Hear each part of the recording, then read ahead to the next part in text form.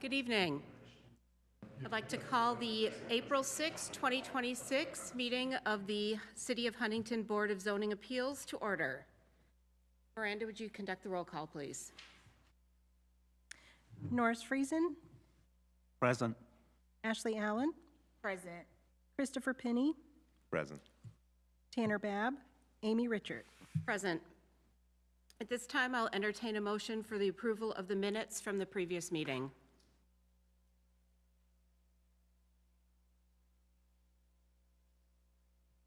I'll motion to approve the minutes from the previous meeting. Do we have a second? We have a motion and a second. All those in favor? Aye. Any opposed? All right. Minutes are passed. Does any board member have a conflict of interest to declare for tonight? All right, very good.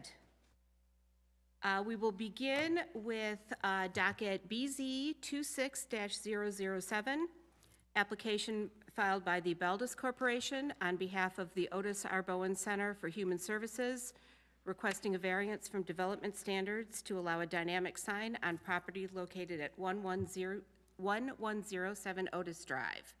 Would the applicant please step to the podium, state your name and address for the record, and explain your request?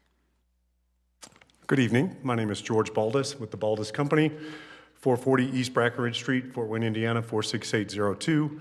I'm here on behalf of and along with Bowen Health representatives to discuss the first item being the consideration of a dynamic sign. As you may know, the Bowen Health is building this new facility as the latest in a series of major investments in similar, if not identical, medical facilities in Wabash, Columbia City, Warsaw, and Plymouth. All of those have been completed, and this is a very, very similar facility with an identical sign package to those. So we're hoping to be able to continue that branding look and their presentation of their signage. Also, Bowen Health in any community is nothing but a blessing given the scope of medical and mental health services that they bring to the community for all populations, regardless of their ability to pay. And I'll allow the Bowen Health people to talk more about their mission and their investment in Huntington County. But at this time, I have presented for your consideration the dynamic sign. I believe that I've satisfied the 3 legal tests. I've read the conditions for approval per the staff report. And with that, I'm anxious to take any questions you might have. Any board members have questions for the applicant? I guess I just have one question. It is a message sign. The example here shows a flag. Can you give me an example of other kind of messages that might appear on that? Yeah, and I'll also allow Bowen Health to answer that question, but it very much has to do with their services that they provide, from medical to mental health.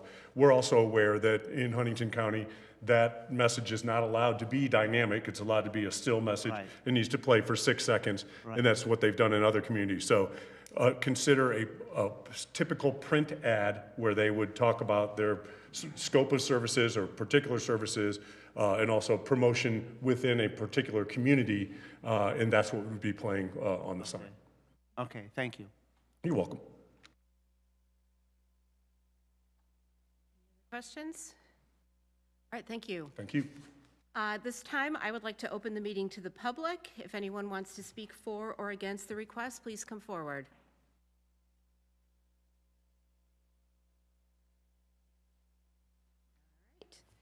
All right. We will close the public hearing portion of the meeting, and would staff please read the staff report? Certainly. Dynamic signs or electronic message centers are not expressly permitted by right in any zoning district within the city of Huntington.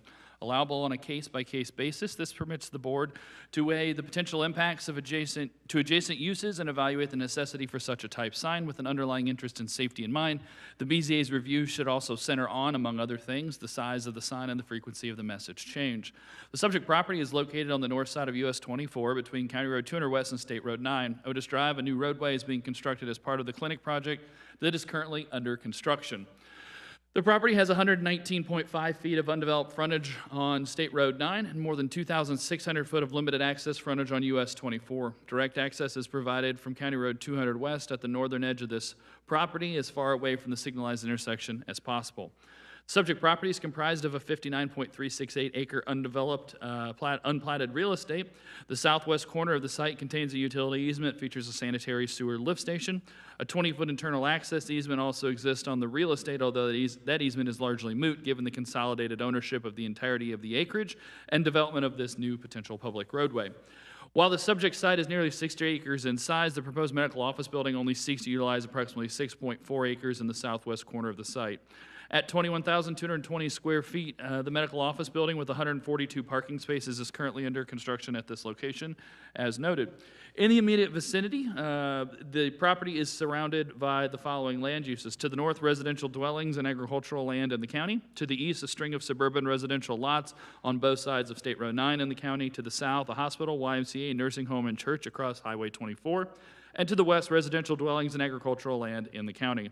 The nearest residential dwelling would be approximately 800 feet to the west and north, with the dwelling to the north being blocked by the MOB and a tree line between the two sites.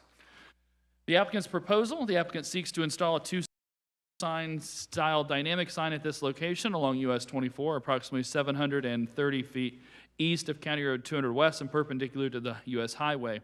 The proposed sign structure will contain two sign cabinets, a lower measuring 24 by 10 static cabinet at 240 square feet, and an upper 23 by 11 EMC cabinet at 253 square feet. Overall, the sign structure will be 493 square feet in size, with 51.3% of the sign being the dynamic portion and 48.6% of the sign being the static portion.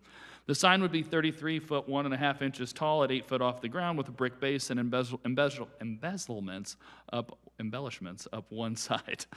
The sign and installation location is at a high point on the site with an elevation of 820, while the adjacent roadway is at an elevation of 804. Subject property is Zone B2 business. The relevant provisions of the zoning code 158.030.06C for properties within this zoning district allow for wall, ground, and pole signs. Pole signs are the subject to the following provisions. Animation for those signs being static, which is a sign which does not feature characteristics of a dynamic sign.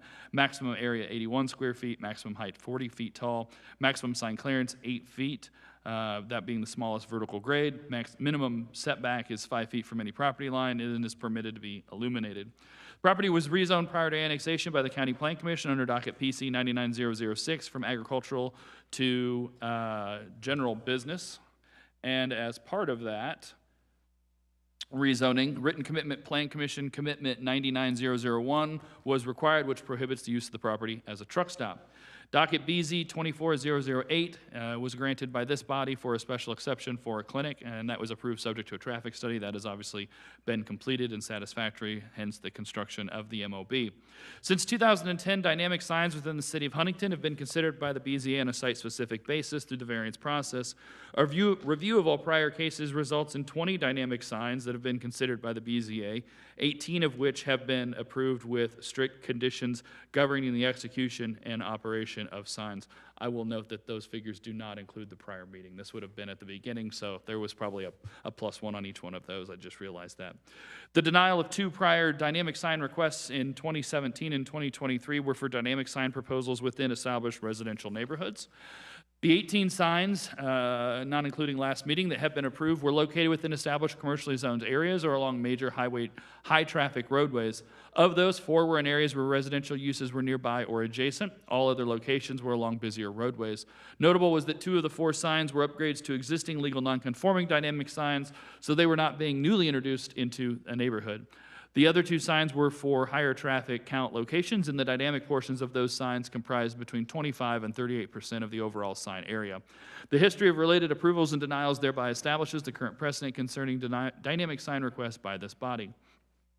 Some additional information: dynamic sign approvals have ranged between 10.6% to 75% of EMC of the overall sign, with the median being about 35.9. This particular request is for an EMC that is 51.3% dynamic.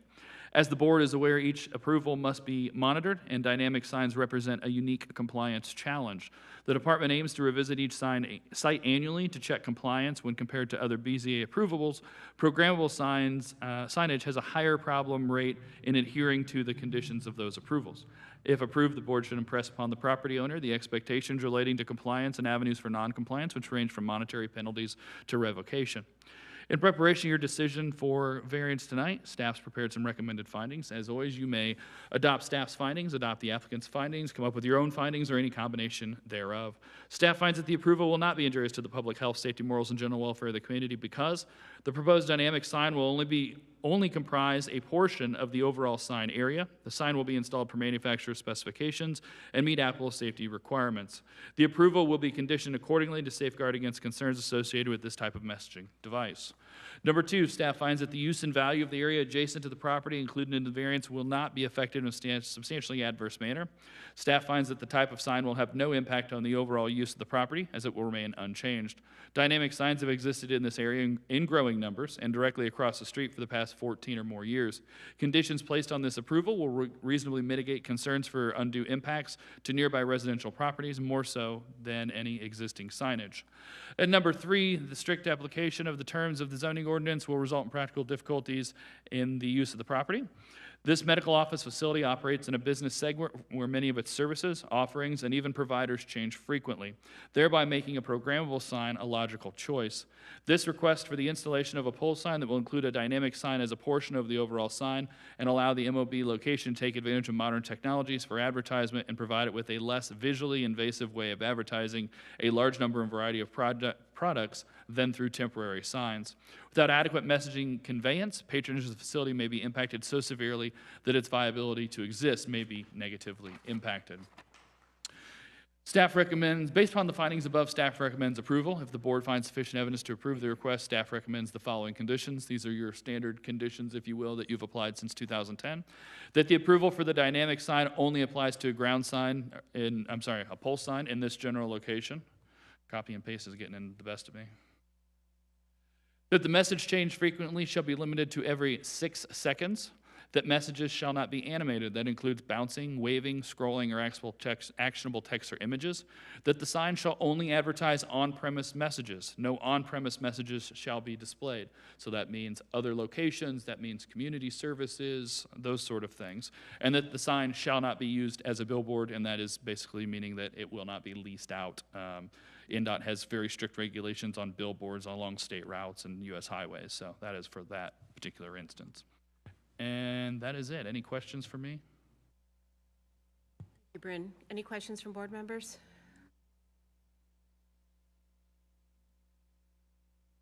Okay, then Miranda, would you read the findings of fact? Number one, the approval will or will not be injurious to the public health, safety, morals, and general welfare of the community because Will not, for staff finding.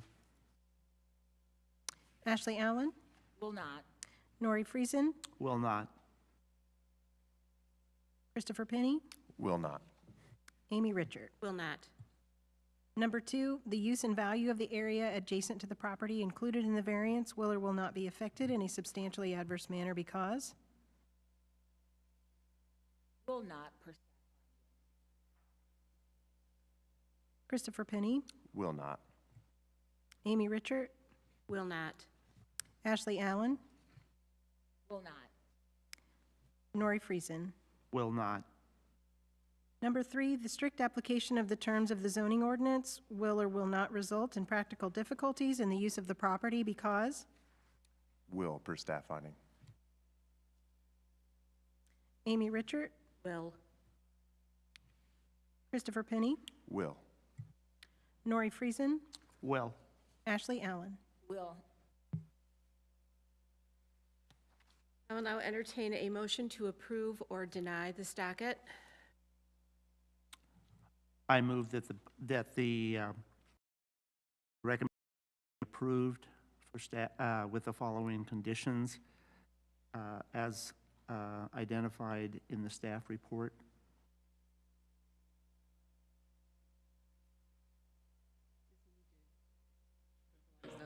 If he references those, that's sufficient. that it's a pole sign, not a ground sign. That's correct. We have a second.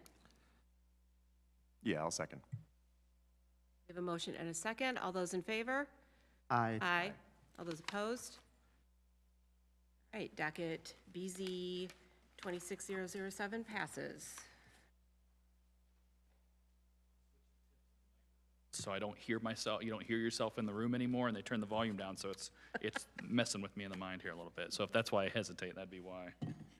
All right, next we have docket BZ 26-008, application filed by the Baldus Company on behalf of Otis R. Bowen Center for Human Services, requesting a variance from development standards to allow a 412 square foot variance from the 81 square foot maximum sign for a pole sign on property located at 1107 Otis Drive. Would the applicant please step forward, state your name and address for the record, and explain your request? Good evening, George Baldus once again, the Baldus Company, 440 East Brackerman Street, Fort Wayne, Indiana, 46802. This particular request for variance piggybacks the one that we just considered and passed, allowing a total square footage of the entire sign to reflect the proportion relative to the dynamic sign that was approved. I believe that I've satisfied the 3 legal tests, and I have read the staff report, including the staff recommendation, and I did want to make one note.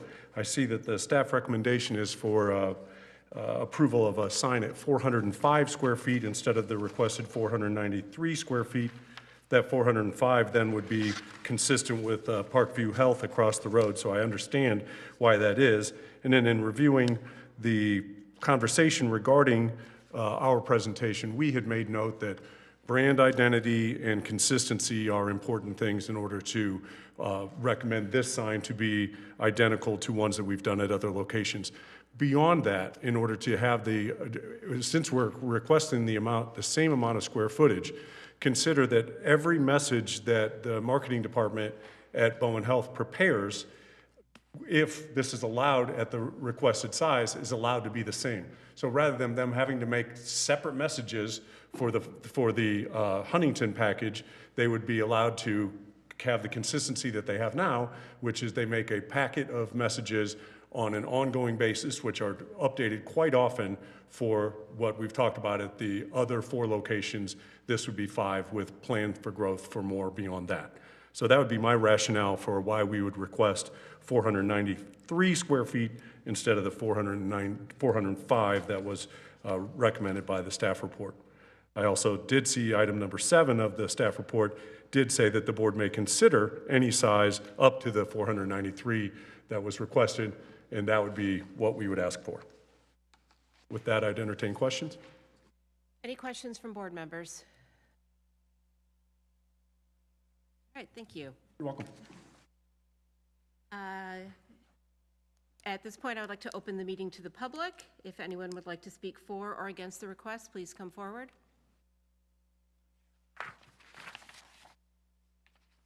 All right, I will close the public portion of the meeting and ask staff to read staff report. Yes, the purpose of sign standards is multifaceted. These standards seek to carefully balance the visual environment of the city. Standards are established to carefully balance the advertising needs of businesses while minimizing potentially dangerous distractions to drivers. Secondly, standards are custom tailored by zoning district, allowing for aesthetic controls that are sensitive to their surroundings and do not cause undue visual clutter or over-commercialization of the visual landscape. Subject property is located on the north side of US 24 between County Road 200 West and State Road 9. Otis Drive, a newly constructed roadway, is being built as part of the clinic project that is currently under construction. Property has 119.5 feet of undeveloped frontage on State Road 9 and more than 2,600 feet of limited access frontage on US 24. Direct access is provided from County Road 200 West at the northern end of this property, as far away from the signalized intersection as possible. Subject property is comprised of 59.368 undeveloped acres of unplatted real estate. The southwest corner of the site contains a utility easement that features a sanitary sewer lift station. A 20-foot internal access easement also exists on the real estate, although that easement is largely moot given the consolidated ownership of the entirety of the acreage and development of the new roadway. While the subject's property is nearly 60 acres in size, the proposed MOB only seeks to utilize approximately 6.4 acres in the southwest corner of the site. At 21,220 square feet, the medical office building with 142 parking spaces is obviously currently under construction at this location. Subject property is immediately surrounded by, to the north, residential dwellings and agricultural land in the county. To the east, a string of suburban residential lots on both sides of State Road 9 in the county. To the south, a hospital, YMCA, nursing home, and church across US 24. And to the west, residential dwellings and agricultural land in the county. The nearest residential dwelling would be approximately 800 feet to the west and to the north, and the dwelling to the north being blocked by both the MOB itself and a tree line between the two sites. The applicant seeks to install a two-sided style dynamic sign at this location along US 24, approximately 730 feet east of County Road 200 West and perpendicular to the US Highway. The proposed sign structure will contain two cabinets, the lower being 24 by 10 static cabinet at 240 square feet, and the upper being 23 feet by 11, and the EMC cabinet being 253 square feet. Overall, the sign structure is proposed to be 493 square feet. The dynamic element of the sign is subject to the consideration of your last request, BZ 26007, which was approved. The sign would be 33 feet 1.5 inches tall at 8 feet off the ground with a brick base and embellishments on one side. The sign installation location is at a high point on the site with an elevation of 820, while the adjacent roadway is at an elevation of 804. Subject property is Zone B2 business. Again, those relevant sign provisions are contained within 158.030.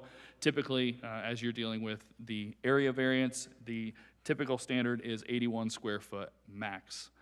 As I said before, the property was rezoned prior to annexation by the County Planning Commission under docket PC 99006 from ag to general business, and as part of that rezoning, written commitment PCC 99001 was required, which prohibits the use of the property as a truck stop, and this board considered and approved docket BZ 24008, a special exception for a clinic, which was approved subject to a traffic study. The proposed sign is a little more than 6 times the allowable area for a typical sign in the B2 district. The location is directly adjacent to US Highway 24, where larger traffic volumes of 17,446 AADT flow through at a higher speed, about 55 miles an hour, and a much wider right-of-way at about 230 feet across. That overall scale makes it worthy of consideration for a larger sign to ease the reusability, as opposed to a more urbanized location. Similarly situated pole signs in their sizes include 405 square feet at Parkview Huntington Hospital, 260 square feet at Huntington University, 280 square feet at Comfort Inn, 300 square feet at Lakeside Chevy, and 675 square feet is the average size of a single billboard. Staff only words of caution relate to the rationale for ultimately determining the size. Is there a metric that establishes the reasonableness for sign area? Is a factor of 6 times the allowable size sufficient or too much? If approved, will the new sign, nearly 100 square feet larger than a similar sign across the highway, be used to leverage larger sign for that location or other locations in the future? By all accounts, this would be the largest on-premise pole sign in the city of Huntington, so the board should be concerned about this potentially precedent setting and applying to an appropriate level of scrutiny. In the application, the petitioner only makes arguments for brand identity and compares what has been done at other locations in other communities, but does not speak about the need for the specific size of the rationale or how that size was arrived at. Brand identity and consistency can be the same at 93, 393, or 493 square feet. It's the size and scale that gives staff pause. Ultimately, the board can consider any size of the variance up to 493 square foot maximum, which was requested and advertised. To Mr. Baldus's point, I understand the programmable nature of it. There's nothing that says they can't scale down only one of the cabinets and achieve a lesser square footage and keep that digital portion the same. That is their prerogative to assign relative proportions of the dynamic and the non-dynamic sign based on whatever limit the board ultimately approves. In preparation of your decision tonight, staff has prepared some recommended findings. As always, the board can adopt staff's findings, adopt the applicant's findings, come up with their own findings, or any combination thereof. Staff finds that the approval will not be injurious to the public health, safety, morals, and general welfare of the community because the proposed sign will be installed in accordance with all applicable codes. The sign would be similar in size and character to what exists within the area and elsewhere along this roadway. Number 2, the use and value of the area adjacent to the property, including the variance, will not be affected in a substantially adverse manner because staff finds that the sign will have no impact on the overall use of the property and uses within the area are unlikely to change as a result of the size of the sign at this location. The sign is aligned to the highway and spaced sufficiently from nearby residential uses. If not allowed, a smaller sized pole sign would still be permitted to be installed at this location. And number 3, the strict application in terms of zoning ordinance result in practical difficulties in the use of the property. Staff finds that the location of the sign, some 160 feet from the center line of US 24 and elevated 16 feet higher at grade, makes a larger size necessary to adequately convey messages about services and offerings at this location, given the scale of the site, width and the right-of-way and speeds at which passing motorists drive by. Without adequate message conveyance, patronage of the facility may be impacted so severely that its viability to exist may be negatively impacted. Based upon the findings above, staff recommends the approval of the request at a size not to exceed 405 square feet. If the board finds sufficient evidence to approve the request, staff recommends the following conditions: that the area variance shall apply only to this sign singularly and not any additional signage at the site that may apply to other tenants or further subdivisions of the property. Thank you. Any questions for staff?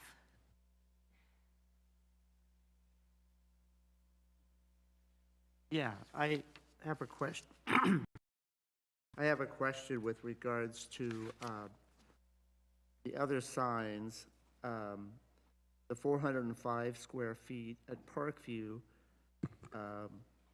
Was there a challenge at that point of the maximum amount allowable? So that And sign how was was it- established. I'm sorry, go ahead. No, you're fine. That sign was established when the hospital was, underwent some rebranding in 2014. After that, the property then was annexed into the city, and so I would imagine that the sign at that time met the county's sign criteria, which is a little bit, it's computed a little bit differently than just a flat across there. I believe it is a frontage base not to exceed, if I remember right. You're testing my memory there. And so that sign came in and would be legal nonconforming by today's standards. So if that sign were to be replaced or changed, then it would have to come back, or have to, at that time, come before the BZA here in the city. So the county does not, two points, the county does not have any special approval process for dynamic signs. Okay. And two, the formula for the area is different. So that's how that sign came to be. After that sign was established, the property was annexed into the city, and now, you know, the standards in the city zoning code would apply, which would lead it to be coming to the BZA. Okay, and so now the standard is 405 square feet? I mean, that's what we're asking them to conform to. That is not the standard. That is just the one across the street that is the largest on-premise pole sign that I could find anywhere in the city limits. Okay. So that is, in staff's opinion, that is the ceiling. And so the applicant's request is to raise that ceiling in essence. And so that is what causes staff concern. Thank you. Mm-hmm. Any other questions? Miranda, would you please read the findings of fact?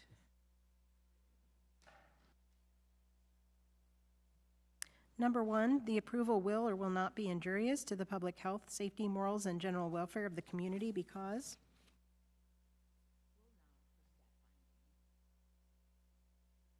Nori Friesen, Will not. Ashley Allen, Will not. Amy Richert, Will not. Christopher Penny. Will not. Number 2, the use and value of the area adjacent to the property included in the variance will or will not be affected in a substantially adverse manner because Will not per staff finding. Ashley Allen, Will not. Nori Friesen, Will not. Christopher Penny, Will not. Amy Richert. Will not. Number 3, the strict application of the terms of the zoning ordinance will or will not result in practical difficulties in the use of the property because Will per staff. Christopher Penny, Will. Amy Richert, Will. Nori Friesen, Will. Ashley Allen.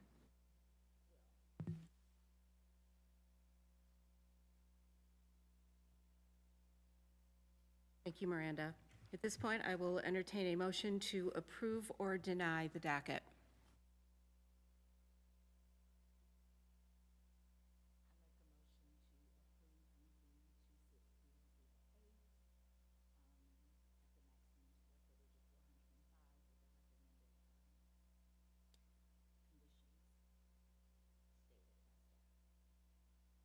Second? Yeah, I'll second that. All in favor? Aye. Aye. Aye. All opposed? Motion passes with the limit of 405 square feet for the maximum size. And we will move on to docket BZ 26-009, application filed by the Baldus Company on behalf of Otis R. Bowen Center for Human Services, requesting a variance from development standards to allow one additional ground sign to the one ground or pole sign allowed per parcel on property located at 1107 Otis Drive. The applicant would please step forward, state your name and address for the record, and explain your request. Good evening, George Baldus, the Baldus Company, 440 East Brackenridge Street, Fort Wayne, Indiana, 46802. Thank you for the consideration of the third of three variances that we are applying, and that site plan is going to be very helpful to our consideration here. This second freestanding sign on the property simply identifies the entrance off of Otis Drive. So if I can point real quick, sign that we're considering on Highway 24, that wouldn't do anybody any good by the time they're on Otis Drive and trying to get into the driveway to the main entrance of the facility. Therefore, we're just asking for this additional freestanding monument sign in order to identify for visitors to the location. This is a small and diminutive sign. If we could shift to the next drawing, please, of the structure itself. You can see, yes, please, thank you. Yeah, you can see overall size, less than 10 feet wide, less than 6 feet tall. An illuminated cabinet is the 39.5-inch tall by 86-inch wide cabinet on the sign's two-sided structure. And with that, I would entertain questions. Any questions from board members?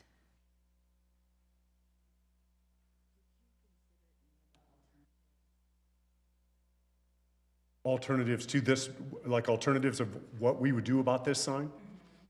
Including what?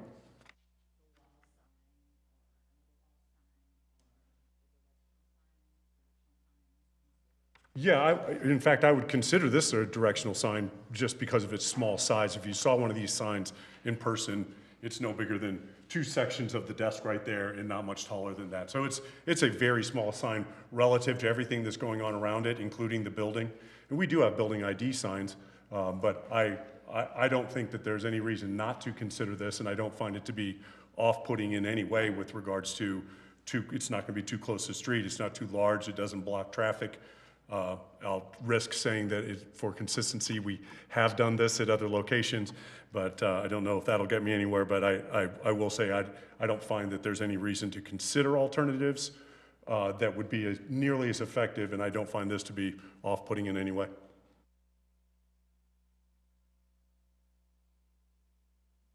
Questions? Thank you. Can I make one other comment? Sure. Can we go back to, and we're past this now, I just want to make one comment. Can we go back to the pole sign? I just wanted to make one quick comment. It can be off the record. Okay. I can stand away from the microphone. I can yell from the hallway. It's just one thing I wanted to make note of. There will be a little bit of a hardship.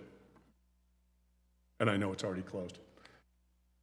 Thank you. The one with the full color imaging on it would be better. Yes, thank you. Thanks, that one. Okay, so per our conversation about trying to be consistent with the flag portion, which is the digital portion, which means that the person from marketing can make all of the messages the same for all locations, then what we need to do is reduce the size of the lower part of this sign. And I just want you to see how their logo fills this cabinet very well. So it is going to be a hardship on us to be able to find a way to reduce it from 493 square feet to 405 square feet and still represent the logo in this fashion. And that's all. Thank you. Thank you. Anyone from the public who would like to comment on this docket, please step forward, state your name and address for the record. Yes, I'm Jerry Nix with MKM Architecture and Design, 435 East Breckenridge Street. You know, this sign, you were asking some questions about alternate pieces. You know, I think this sign's actually very important because there's a fair amount of acreage still left to be developed that will probably come before this board at some point. And I do think there's gonna be other businesses along Otis Drive as it goes through there. And I think it is important to have, you know, some of those monumental signs out by the road to make sure people don't pass your business and come in. Because I do see some density developing out there in the future with, you know, being located around 24, and proximity to access to the highway. My comment on alternates. Questions? Thank you. Anyone else from the public who would wish to comment? I will close the public portion of the meeting. And Miranda, would you please read the staff report?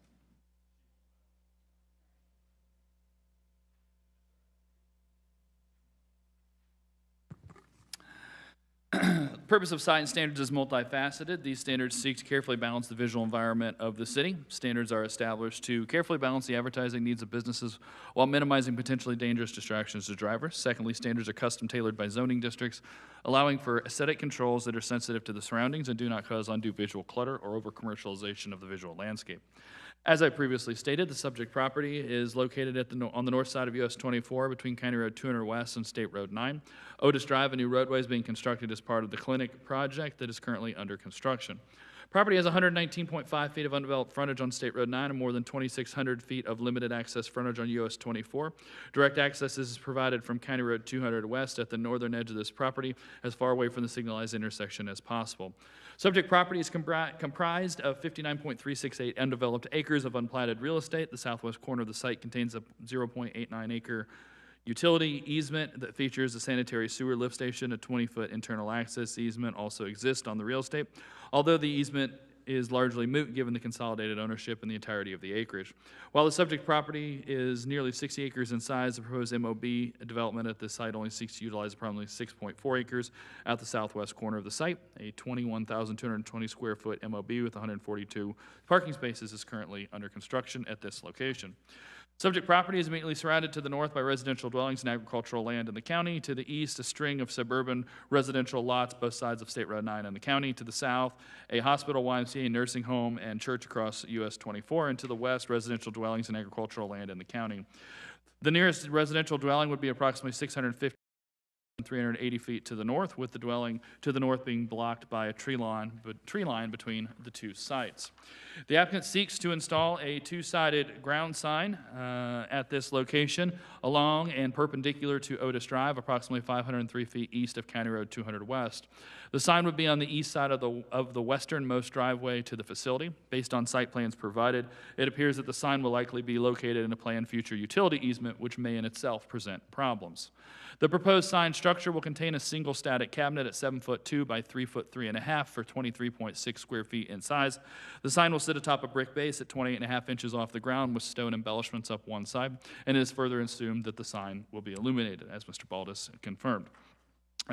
In your staff reports, you have both that photo from their sign artwork and then a photo of an existing sign at the Columbia City location being the same. Subject property is zoned B2 business. The relevant provisions within the zoning code for properties within the zoning district only allow for one on-premise sign from the following list, that being either a pole sign or a ground sign. So their request is to increase that by adding both a pole sign and a ground sign at this location. Again, because the applicant's already planning on installing that dynamic pole sign under your previous two requests, this ground sign would be a second sign in addition to the one pole sign that is allowed by ordinance. In terms of prior approvals, the property was rezoned prior to annexation by the County Planning Commission under docket PC 99006 from A to GB. And as part of that rezoning, written commitment PCC 99001 was signed off on, which required and prohibits the use of the property as a truck stop, and then your prior approval in BZ 2408 for a special exception for a clinic approved subject to a traffic study. In addition to the pole sign and this proposed ground sign, the applicant also seeks to install wall signs on the north facade, facing Otis Drive at the east end of the building, and I'll pull those elevations up just so everybody's clear.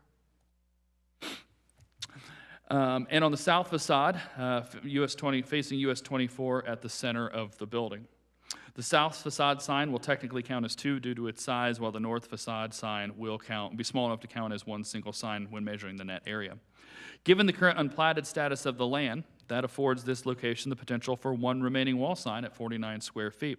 If the land is eventually platted and Otis Drive becomes a public roadway, thereby increasing the number of qualifying road frontages, that affords 2 more additional wall signs. So potentially up to 3 additional wall signs could be installed, including on the west facade where it would face County Road 200 West. From the application and findings, it appears that the underlying goal of the signage is to direct drivers to the actual entrance of the facility along this secondary roadway. Given the sign's location and size and topography of the site, the sign will likely only be visible to drivers who are already on Otis Drive. The application does not detail why additional afforded wall signs or even a better located wall sign cannot be utilized to achieve this in addition to potential options under the simplistic directional signs that may be printed under 158.0301G. Staff feels that each of these represent potential reasonable alternatives already available under the terms of the ordinance that do not require variance from the standards and could generally be employed to meet the stated desires of the applicant. Additionally, the applicant's finding fails to address how a second ground or pole sign will ultimately impact the use of the property. In preparation of your decision tonight, staff's prepared some recommended findings. As always, you can adopt staff's findings, the applicant's finding, come up with your own findings, or any combination thereof. Staff finds that the approval will not be injurious to the public health, safety, morals, and general welfare of the community because the proposed sign will be installed in accordance with all applicable codes. The sign will also be installed per manufacturer's specification and meet applicable safety requirements. Number 2, the use and value of the area adjacent to the property, including the variance, will not be affected in a substantially adverse manner because staff finds that the additional sign will have no impact on the overall use of the property, and uses within the area are unlikely to change as a result of the number of ground or pole signs at this location. The sign is aligned to the future roadway and buffered sufficiently from nearby residential uses by proposed landscaping and elevation. And number 3, the strict application in terms of the zoning ordinance will not result in practical difficulties in the use of the property. Staff finds that the property is already afforded a single ground or pole sign to identify its prominent location along a U.S. highway at a signalized intersection. The building under construction will be visible from all road frontages, and the code allows for 1 and potentially 3 additional wall signs that could be utilized to identify the facility. Code also allows for directional signs to be employed, albeit of significantly less size. All of these items represent reasonable alternatives afforded under the ordinance without the need for a variance.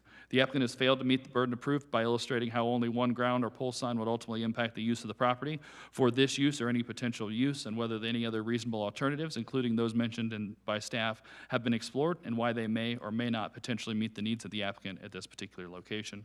Based upon the findings above, staff recommends denial of the request. If the board finds sufficient evidence to approve the request, staff recommends the following condition: that the variance shall apply only to this sign singularly and not any additional signage at the site, and that may apply to other tenants or uses or further subdivisions of property. Thank you, Bryn. Are there any questions for staff? Yes. Just for clarification, Huntington University has a sign on Guilford that is a monumental sign, and they also have a dynamic sign on US 24, as does Parkview Huntington Hospital. Also has a monument sign off of Stoltz Road, and also has a dynamic sign on US 24, as does Super 8. Super 8 has another sign that's lit on Guilford Extended, giving an entrance, which they could have used, to your point, a directional sign there, but they chose to put some kind of a lit sign on Guilford showing where to enter into the Super 8. So I guess I'm just wondering, these other parcels and these other signs, how do we justify those two without not justifying this, which seems like a very smart kind of idea to show its entrance into the facility? Otis is a new street. Mm-hmm. It'll be very darkly lit. It'll be helpful to find the entrance, it seems to me, into the facility, even though the backside could have a wall sign, but it won't be nearly lit and as highlighted as the front side, which is actually to 24, correct? I mean, this sign here, Bowen Health, will be on 24. That's what we'll see on 24, correct? That is correct. And that side is the one that we'll see. That sign will be on the back facing Otis Drive. Oh, okay. Okay, So they could my have bad. 1 up to potentially 3 more additional signs like this facing, And those can be backlit or they can be whatever. illuminated. To answer your specific questions about the other, again, the hospital is a unique case because its original number of signage was permitted in the county.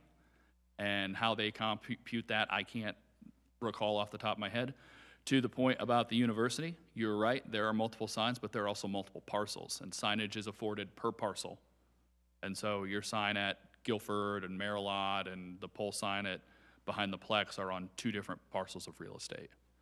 I didn't follow 100% the one about the hotel. The hotel doesn't, which hotel, I'm sorry? Super 8, I just noticed it as I was driving this evening Okay. to Kroger. And Kroger technically has 2 too. Yep. On, So most of those, I'm going to say, were prior to 2010 when the ordinance changed. And so, again, there would be a legal non-conforming element there. So I'm not familiar with Super 8s.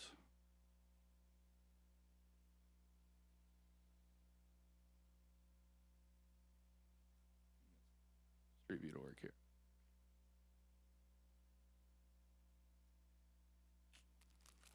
Yes. Did not recognize that one.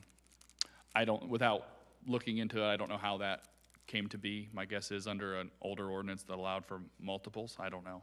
Or there could be a variance that it was for that, but I didn't see. Say real quick.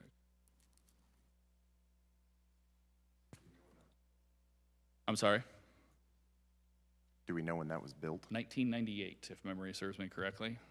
yeah, that was previously. So just let me be clear, staff's not opposed to additional signage. It is meeting the burden of practical difficulty. And one of those burdens is whether, you know, you've met that burden of practical difficulty. And as the courts have defined, in defining what a practical difficulty is, specifically, whether any reasonable alternatives exist. It may not be their ideal preference, but are there reasonable alternatives that can be reasonably expected to meet their need? Their stated desired need is to create identification for that location, whether it be from Otis Drive or 200. Staff's position is that additional wall signs could be afforded. I understand that this is not how they've done it at other locations, but other locations are in other jurisdictions. I can't control what they have or have not allowed. Can you describe what directional signs and how those come? So in directional signs is kind of ambiguous and broad. It is probably less, I would say, substantial. I can point to some and show you kind of what we would see. I think it's probably a little on the large side for a directional sign to meet that. I just trying to answer your Yeah, please. your Super 8 question before I lose track here. Yeah, there's no variance for that. So directional signs, you guys have all seen them. They're much smaller and innocuous. I'll show you. There's one on Broadway that shows the direction to Huntington University between Old 24 and, That's probably more of a, probably not a, oh, okay. I guess that's what I was thinking. yeah, that's probably more on the NDOT route. Yeah, I was thinking McDonald's too, not gonna lie. McDonald's, CVS, you know, it's got brand identity on it. It shows enter, exit, drive-through, those sort of things. In staff's opinion, you can achieve that without being at 26 square feet. What that actual number is, I don't know.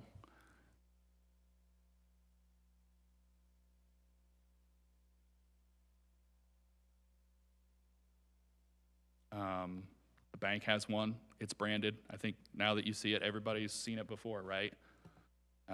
There's also the bank down the street. So those are the sort of reasonable alternatives that don't, I think, run affront of, yeah, that's where I was going. Yep.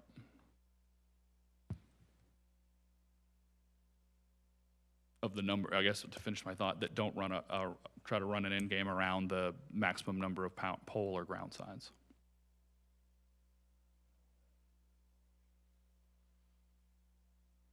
Yeah, I don't recall what that one is.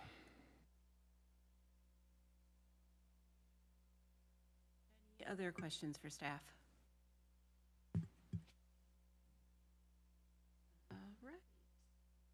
Miranda, would you please read the findings of fact?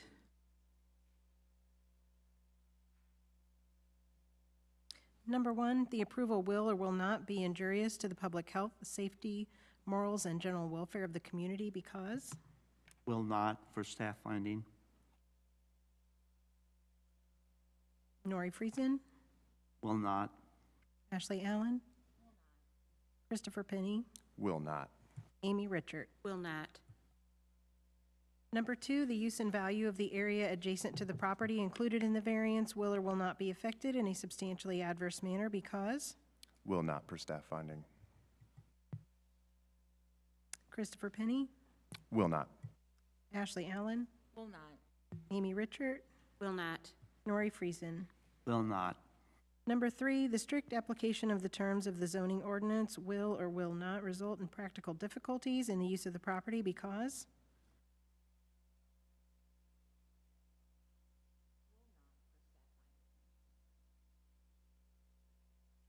Ashley Allen, Amy Richard, Will not. Nori Friesen, Will not. Christopher Penny. Will not. Point, I will entertain a motion to approve or deny docket.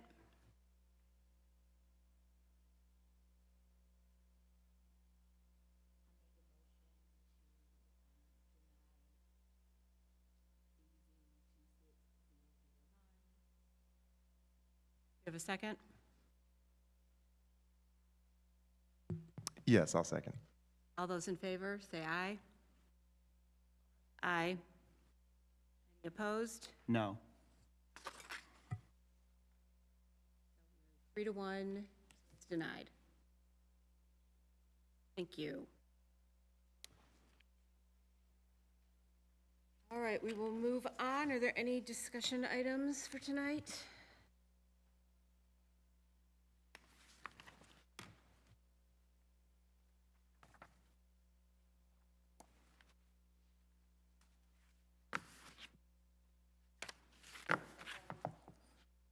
I have something, but I can do it under director's report, if that's fine.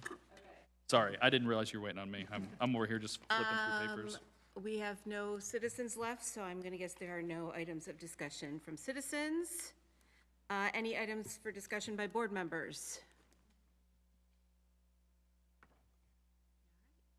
The director's report. Yeah, so a couple of things. As you may or may not be aware, the city building is about to undergo a substantial renovation. Coming up here in the next month or so, everyone will vacate out of this space.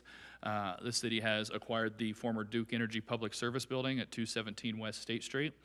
So all city offices will be moving out for approximately 12 months to facilitate the remodeling of this building. Without getting into too much the details, the HVACs, the mechanicals are older than I am. And they have worn out their useful life to the extent that for the last couple of 9 months probably, we've been nursing the HVAC system along to the tune of about $100,000 in operating expenses. And so that's just not sustainable. It's also has the facility, as we've moved, let me back up. The city building was originally slated for a remodel in the kind of 2018 era, and we were going to remodel that to make better use of the fire station that had moved out at that time, give the police department some room to breathe under the Fetters administration. We got into that and quickly realized with the architects and kind of looking at space utilization that fitting 35 police officers in equivalent, moving them from 1,600 square feet to 2,000 square feet or whatever that number was just, it wasn't going to meet their long-term needs. They had issues with fentanyl and fentanyl and an HVAC, people touching stuff, not having secure evidence, things, all those sort of things. And so at that point in time, this remodel was shelved in favor of building that police station. And so now we've kind of come back to that stabilized, for lack of better terms, they're in there. And so we still now have other space between the police and the fire station that need to be utilized. So way more detailed than you guys needed to know, but I think it's helpful that you understand kind of how we got there. So When was this building renovated? When was this renovated? this building was last renovated 82, maybe it was 85? 88, 80, yeah, 85, early 90, yeah, Okay, pre-90s. so it's been 30 years. Yeah, I guess it's not older than me, but it's older than Chris. So yeah, so the aging mechanicals, the inefficiency of office spaces, things like that. So that's really put a hamstring on a lot of us and in different spaces. So we're going to better utilize this space for this building that was built in the early 1900s. So I say all that to let you know that we will. Our plans are right now is for various meetings depending on kind of the space requirements and the sizes for us to go different places. My goal and hope is that we will be able to have Plan Commission, BZA, Plat Committee, Development Plan, all of those meetings at the 217 West State Street facility. It's going to be tight. It's going to be cramped. We are not going to have nearly the technological tools at our disposal, but we are going to make the best of it. In the event that we have a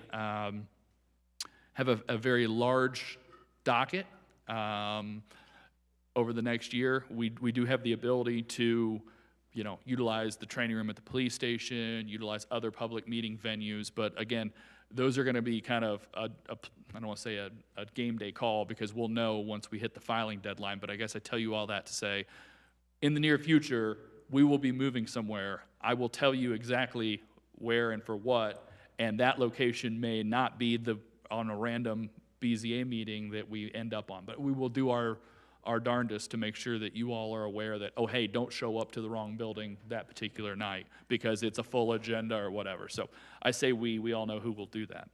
That'll be Miranda. And so that is that, and the contractors are hopeful that the sooner we move out and the sooner they can get full control of the whole building and dive in. There's some asbestos, some lead, some of those typical issues with a building of this age. But the sooner they can get full control of the building, the quicker it'll go and the more cost effective it'll be, because we're basically, the way the nature of the contract is kind of a per month fee on top of the actual hard construction costs. Going back into the details a little bit, they had looked at basically remodeling the third floor and then moving all those people, moving those people and then remodeling the second floor. If you've ever done a home renovation project, that is about, sometimes you just have to grin and bear it. But for us, it would expand the time frame well beyond a year. There would be points of time in this building where there would be no heating, no air conditioning, no electrical. Like, those aren't segregated right now, right? You got to cut the whole building. So it's hard for us to say, oh, we're going to conduct normal business and be responsive to the public and answer the phones and all that if, the power's going in and out and saws are going in the background. So there was a significant cost savings to us just moving out and moving to that building for the interim. So that's what we will be doing. The goal is hopefully maybe by the end of this month. Have I started to pack? No. But we'll get there. And what that looks like, I think it's kind of a week where we're kind of in limbo, as some offices are going and some are not, because that's a 2-story building, significantly less square footage, but obviously we don't use the old police station for the most part and the fire station. So we're all going to be crammed in, and we'll make the best of it, because there are, there is an opportunity at the other end. So that's that. Again, I just tell you that so that you're apprised of what's going on. Correct. And that is a big maybe. The other thing is that Miranda will be off at the end of this month for a couple of weeks.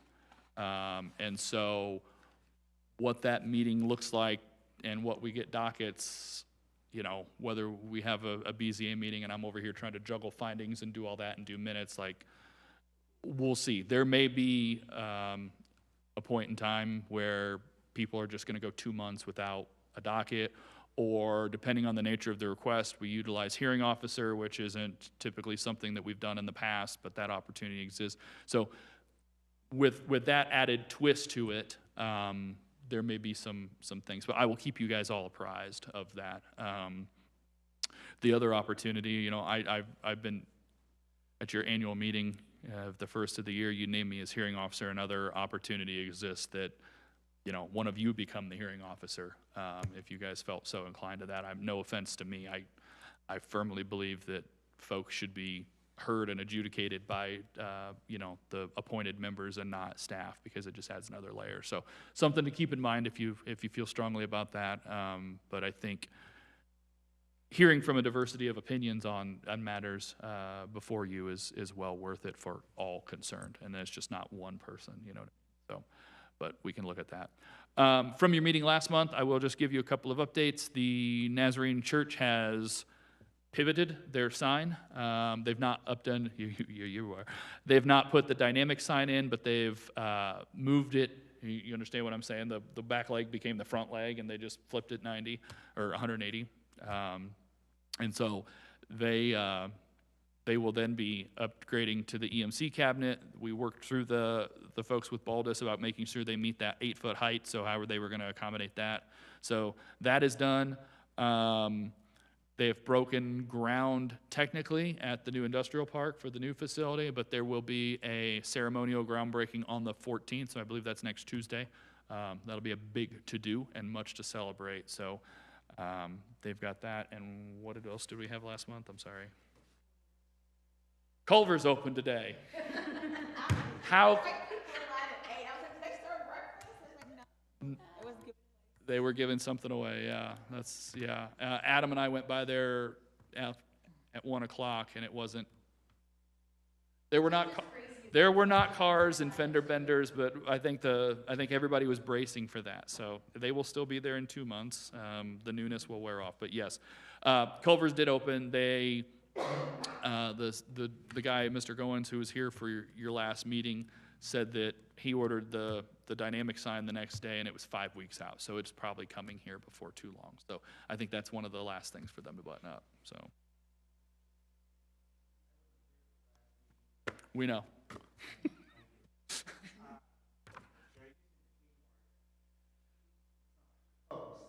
Yes. They will be taking the cabinet down that's on there. I can show it to you if you want to see it.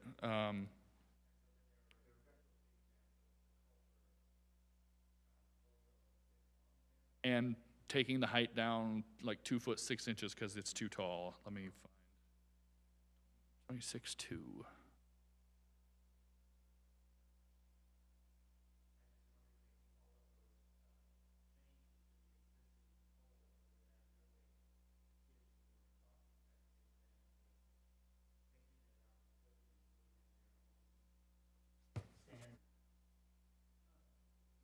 I mean, yeah, it's just 2 cabinets. They're taking the one at the top down.